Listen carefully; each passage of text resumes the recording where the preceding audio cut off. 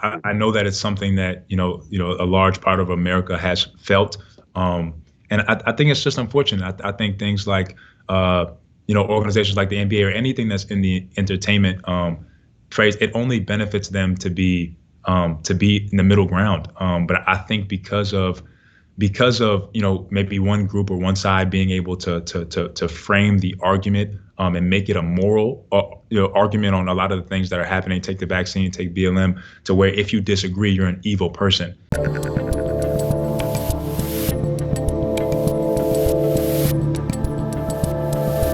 Did the team know what you were going to do on that day when you decided to stand and everybody else kneeled?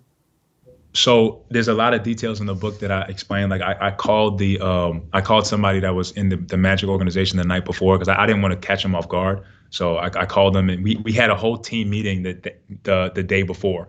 So we had a team meeting, and the executives of the team, came in and said, you know what, we support you guys on whatever you decide to do. A team had already knelt earlier that day. And so they were like, you were going to give you guys time to just talk about it as a team. So they walked out, and the guys are just like, yo, we don't have a choice. This is what we have to do. We have to kneel. We can't be the only team that doesn't. And then one of my teammates look at me and they say, yo, Jonathan, what are you going to do? Like they kind of knew. I don't know why. But he's like, what are you going to do? I said, fellas, I'm not going to wear that T-shirt, and I'm not going to kneel for the national anthem. And then I called, somebody in the Magic organization that night and kind of let them know. And they just said, okay, we'll handle it tomorrow.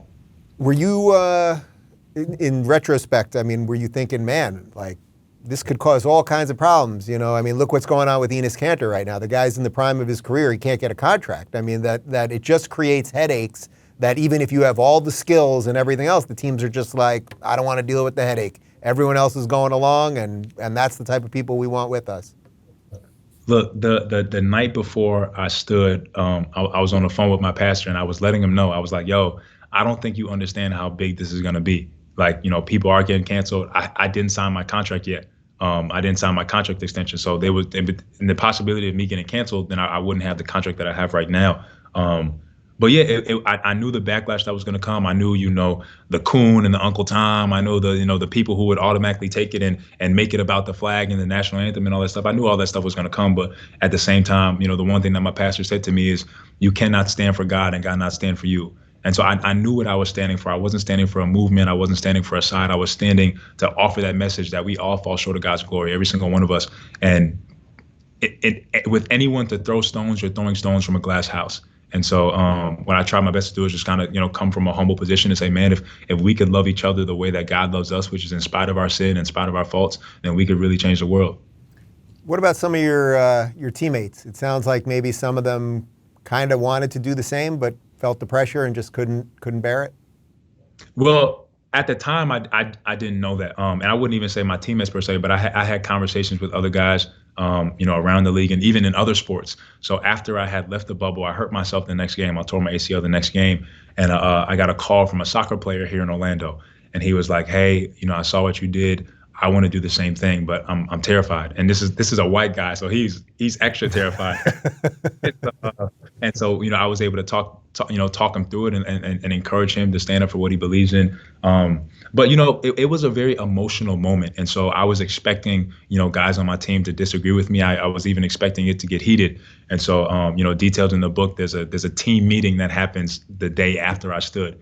And it's a heated conversation between me and the guys, but it pretty much ends with, look, you guys knelt for what you believed in, and I stood for what I believed in. It wasn't a protest for you guys' protest. It was just because I see the same things that you guys see, but I don't believe that the Black Lives Matter organization or kneeling for the national anthem or wearing a T-shirt is the answer.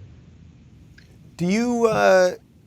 What's your take on just sort of how generally sports has become so politicized? I mentioned to you when I saw you in Orlando that I grew up the biggest NBA fan you can ever imagine. Basketball, I love basketball as much as you love basketball, but I don't really watch anymore. I just don't watch because it became so politicized. Every time I turn on an NBA game, all they're doing is talking about basketball, I wish they were talking about basketball. They're talking about politics, or they got the BLM logo out, or they're analyzing some race event. And I'm just like, man, I can't take it anymore. Are the players talking about that too? Is there some level of frustration that you guys aren't just focused on basketball? No, I haven't had that conversation with any players.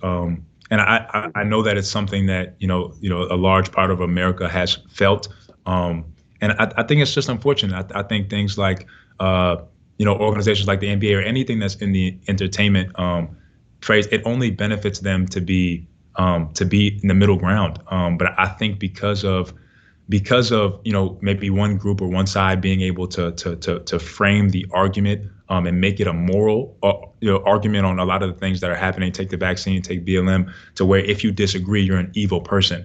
And so it's easy for them to kind of take that moral high ground and say this is the only way, this is the right way to handle something. But again, I think it would be in the best interest of the NBA or any organization to just say, this we should be in the middle, and we should allow people to watch us and enjoy. And if an individual player wants to use their platform to speak on something, I think that they should have the absolute right to, like I'm doing right now. So if anybody in the league wants to stand up and say that was wrong or use their individual platform, that's great. But I think the NBA should try their best to kind of be in the middle. I agree. So all right, so you stand for the national anthem, then you give this incredible talk at the post game on media day about the vax.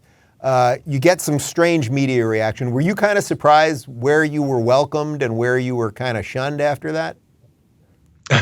No, I wouldn't say that I was surprised. I definitely, because it was during the national anthem. So there's a side of the aisle that is going to embrace that, and even the overwhelming support of Christians and everybody that agree with me on that front. So I wasn't surprised at all about the calls that I got and the different media personalities that wanted to talk to me afterwards.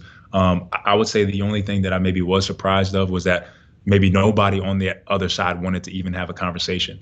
And so, I think just in the way that I kind of phrased my argument or the way I went about it, I would have more people to say, you know what, well, let's just talk about it. I wasn't somebody that was saying, you guys are wrong and this is terrible. And I didn't come from that standpoint. And so I would have definitely been open to having more conversations with the other side. But, I went where I was welcome, and I just tried my best to continue to push that Christ first message and go from there. So let's talk about the faith part of this, because obviously you've mentioned your faith a few times. It's clearly a key part of your life. Were you always a believer? Did your family come from a deep religious background? So I wasn't always a believer, but we grew up in church when we were young, like all the time. We were always in church. But then I moved from Bronx, New York to Naples, Florida, and my parents split up, and my dad was like my hero, but he was really like the spiritual foundation of our family. And so I went from a predominantly black neighborhood to a predominantly white neighborhood, and I really, really struggled with fitting in. And so I detail in the book a couple of early instances about just how terrible that was at getting the other kids to like me. And early on, I developed the nickname Ethiopia because I was so skinny and then obviously dark skinned. And so it was the first time that I became really self-conscious. Like in New York, everybody was the same. It was fun. But once I got to Naples, I was like, I always tried so hard to fit in and to kind of work for the love of my peers that I started to develop anxiety. I started to develop fear. And then I found basketball, and I was able to kind of put everything into basketball. And that brought me the people, the girls that wanted to be around me, the guys that wanted to be around me. I started to make those friends and those peers, but I still struggle with those things in the background. And so I get to Florida State. I'm the #1 player in the state of Florida. Everybody's expecting me to be this great player that takes them to the championship, but I'm still struggling with these things behind the scenes. And so I had anxiety attacks while I'm on campus, and I passed out in class and all these different things. And everybody's like, what is going on with you? And so, but for me, and it really is a wild story in the book. I get to the NBA, I'm living my life, I'm doing my thing, and then I get injured. And I'm at my apartment, and I get on the elevator, and a guy stops me. And he says, I can tell you how to be great. And I said, tell me how to be great. I'm Jonathan Isaac. What do you mean? He's like, you got to know Jesus. And I'm like, Jesus, man, like, I grew up Christian, all that stuff. Yeah. But from that point on, like, my life really does get flipped upside down. If you're looking for more honest and thoughtful conversations about politics instead of nonstop yelling, check out our politics playlist. And if you want to watch full interviews on a variety of topics, watch our full episode playlist, all right over here. And to get notified of all future videos, be sure to subscribe and click the notification bell.